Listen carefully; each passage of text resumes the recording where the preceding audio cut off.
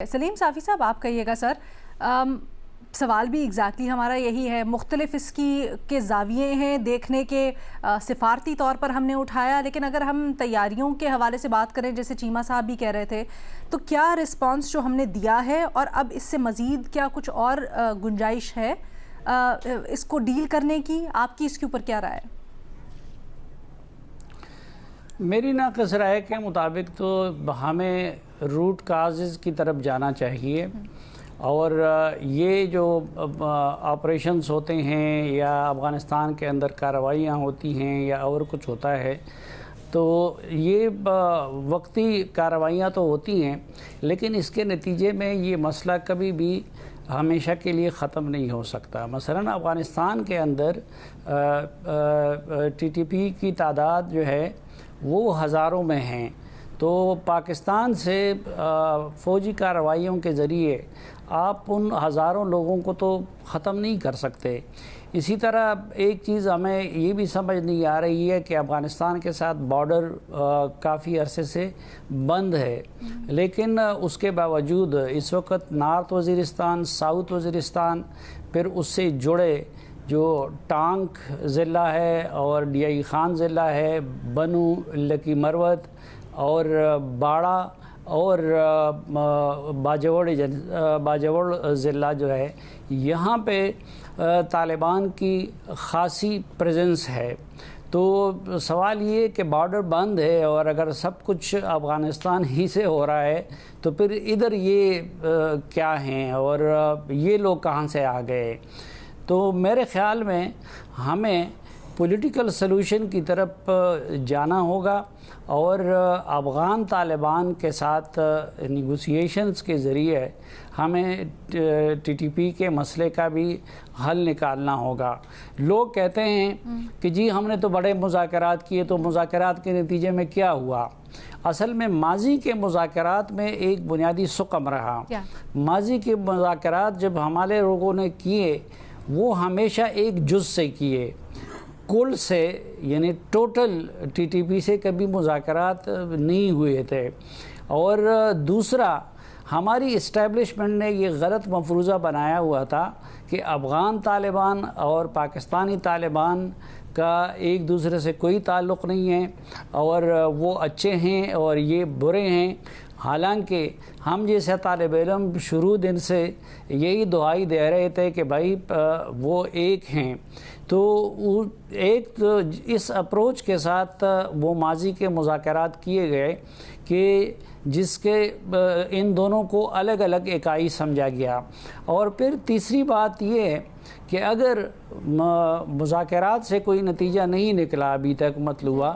تو وہ جو ملٹری آپریشن ہے، اس وقت آپ دیکھیں کہ کتنے ملٹری آپریشن ان علاقوں میں ہوئے۔ آپریشن کلوشا ہوا، آپریشن ضرب عضب ہوا، اور نارتھ وزیرستان میں الگ آپریشن ہوا، ساؤتھ میں الگ آپریشن ہوا، پھر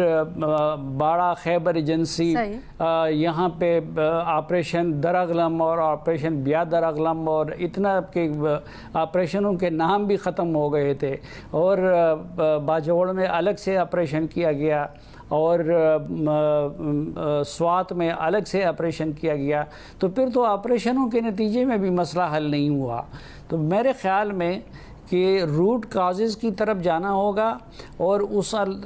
ریجن کے تمام سٹیک ہولڈرز کو ساتھ لے کے اس مسئلے کا کوئی پائیدار اور دائمی حل ہمیں نکالنا ہوگا۔ صاحب، دو چھوٹی چھوٹی باتیں، ایک تو جو آپ حوالے دے رہے ہیں سر، اگر اتنی پیچھے تاریخ میں جائیں تو کافی حد تک قابو تو پایا ہے ان آپریشنز کے نتیجے میں بھی۔ دوسرا کہ ابھی اب جیسے آپ باتوں کی مذاکرات کی بات کر رہے تھے، تو ابھی جو اس میں ماضی قریب میں مذاکرات ہوئے ہیں وہ تو ایز اے ہول ہی ہوئے ہیں نا، وہ تو افغانستان سے ہی کہا جا رہا تھا کہ آپ ٹی ٹی پی کو، ان کے نتیجے میں بھی زیادہ کچھ نہیں ہوا۔ تو پھر یہ اپروچ بھی کیوں ناکام ہوئی اگر آپ سمجھتے ہیں کہ پولیٹیکل یا بات چیت کو چانس دینا چاہیے؟ نہیں، وہ کراچی، لاہور یا اسلام آباد میں بیٹھ کے یہ تاثر ہوتا ہے کہ مسئلے پہ قابو پا لیا گیا۔ ابھی جو میں نے جتنے اضلاع آپ کے سامنے جن کا نام لیا، تو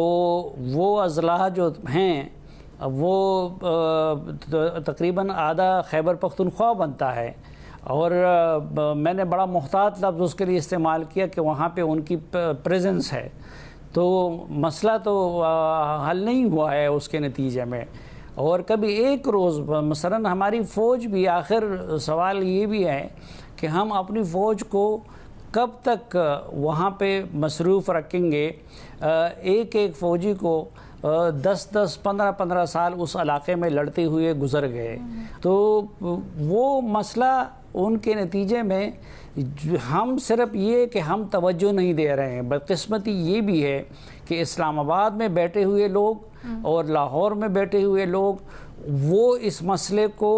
وہ توجہ نہیں دے رہے جو کہ ان کو دینا چاہیے، اور اللہ نہ کرے کہ یہ آگ اگر ان کے گھروں تک پہنچی تو پھر وہ پچھتا رہے ہوں گے، کیونکہ جس وقت افغانستان میں یہ آگ جل رہی تھی تو ہمارے علاقوں کے لوگ تماشا دیکھ رہے تھے، اور اب جب ہمارے علاقوں میں آ گیا ہے وہ آگ تو ہمیں احساس ہو رہا ہے، ہمیں تپش محسوس ہو رہی ہے۔ تو توجہ نہ دینے کا، کوریج نہ کرنے کا مطلب یہ نہیں ہے کہ وہاں پہ طالبان کی پریزنس نہیں ہے۔ صافی صاحب وہ سوال بھی رہ گیا تھا، اس کے اوپر ابھی بھٹی صاحب نے بھی کہا کہ ابھی حال ہی میں جو بات چیت ہوئی ہے افغانستان سے اس کا کوئی نتیجہ نہیں نکلا، آپ کہہ رہے تھے پولیٹیکل سلوشن کیسے ہو جب افغانستان مانتا ہی نہیں ہے یا کسی کمٹمنٹ پہ تیار ہی نہیں ہوتا؟ نہیں، وہ بات چیت تو چین کی کوشش سے ہو رہی تھی ارومچی میں، اور ابھی وہ سلسلہ جاری ہے، اور فریقین کا یہ کہنا ہے، خصوصاً افغان سائڈ کا بھی یہ کہنا تھا کہ کچھ پیش رفت اس میں ہوئی ہے، وہ ہوتی ہے یا نہیں ہوتی ہے، پولیٹیکل حل سے آپ کی کیا مراد ہے؟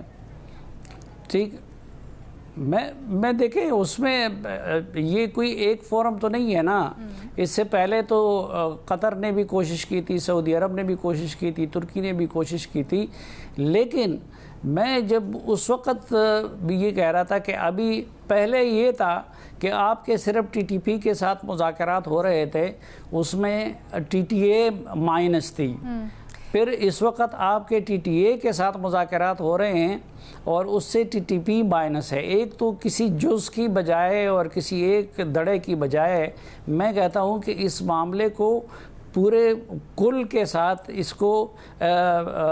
ایڈریس کرنا چاہیے، اور دوسرا کہ جو لوگ ان پہ اثر و رسوخ رکھتے ہوں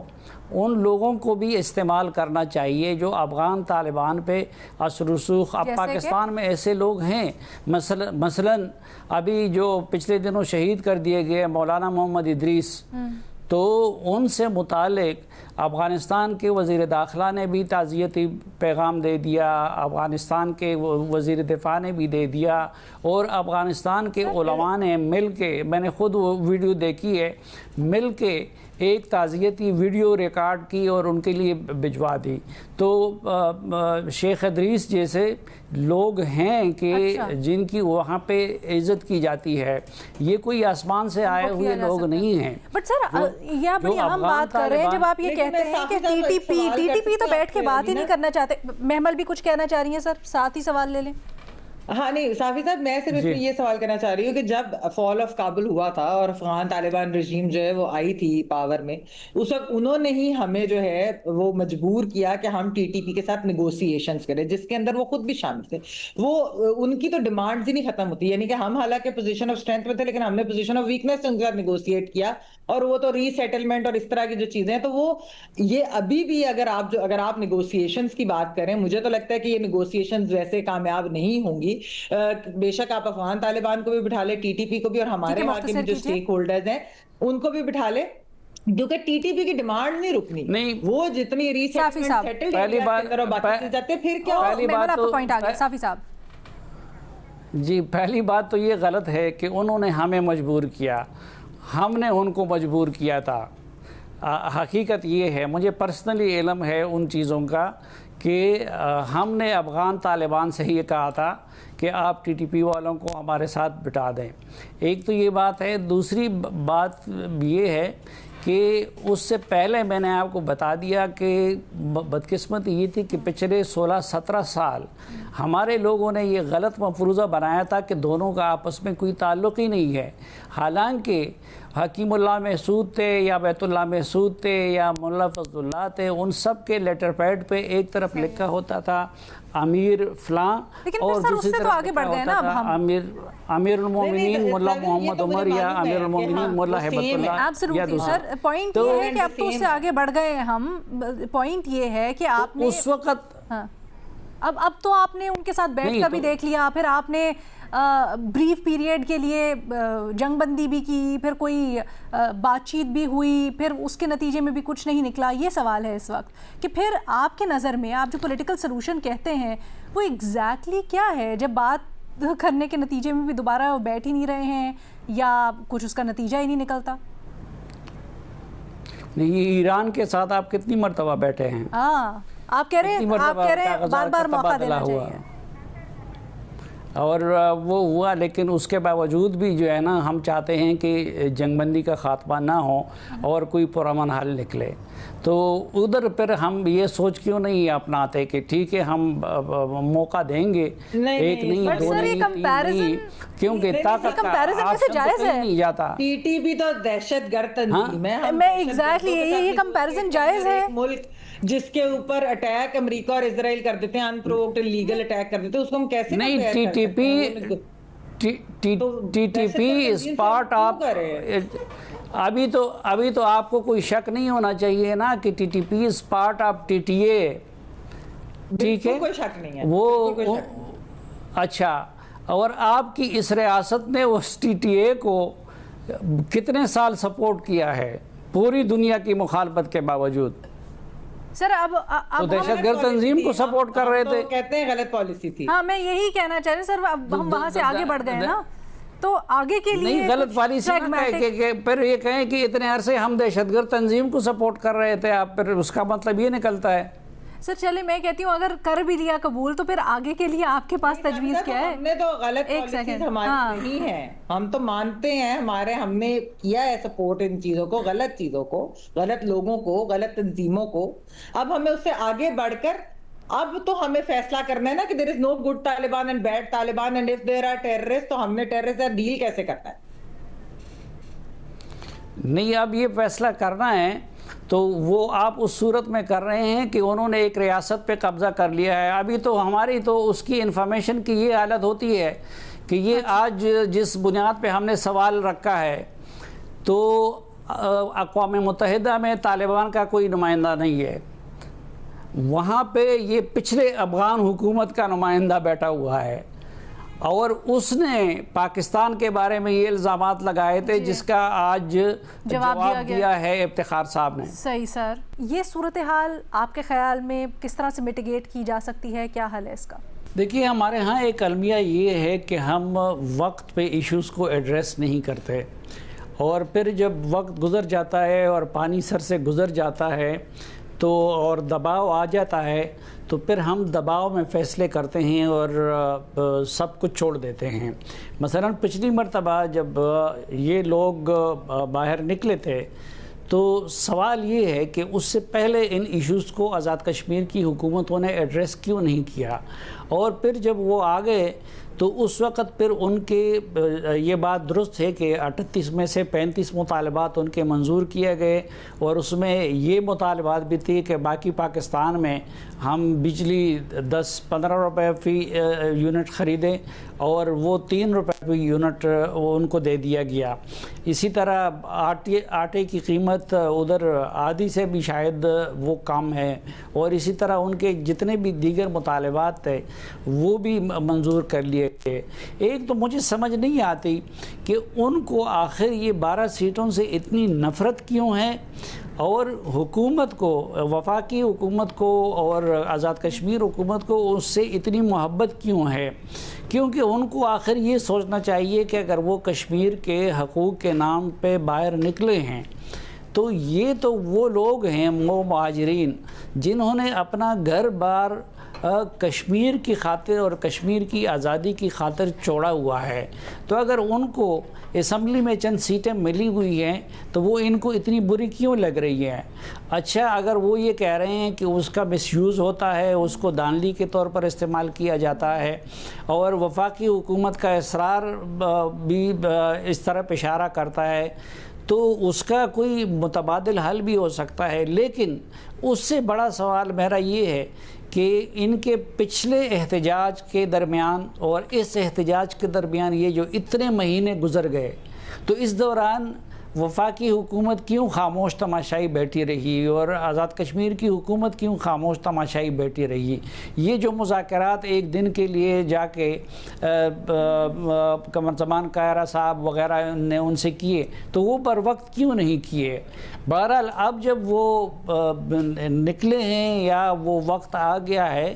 تو ان سے یہ ہماری درخواست ہوگی کہ اگر وہ کشمیر کے ساتھ مخلص ہیں اور اگر وہ واقعی کشمیری اپنے آپ کو سمجھتے ہیں، تو ان کو اپنا یہ احتجاج پرامن رکھنا چاہیے اور اس طرح کے مظالم کا یا اس طرح کے واقعات کا